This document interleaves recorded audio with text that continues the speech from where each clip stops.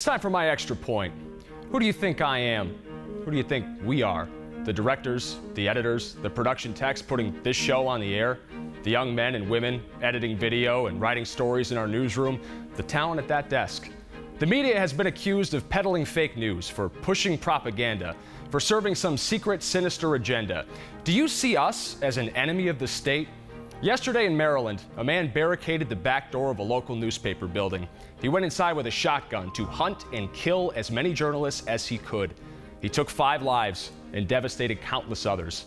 Among the dead, a man who just celebrated his 33rd wedding anniversary, the 65-year-old mother of 4, a sales assistant who just started at that paper in November, a 61-year-old columnist who some suggested was too talented to be writing for a community paper, a staff writer who at 56 was living his dream of covering sports.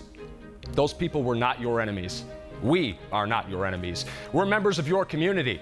We're in line next to you at the grocery store. We're sitting one folding chair away at your daughter's softball game. At night, we stare up at the same stars and ponder our place in the universe just like you. Like the rest of us in the journalism business, the employees of the Capital Gazette just wanted to tell stories, to seek the truth, to make a difference in whichever small way they could. They weren't serving some clandestine cause.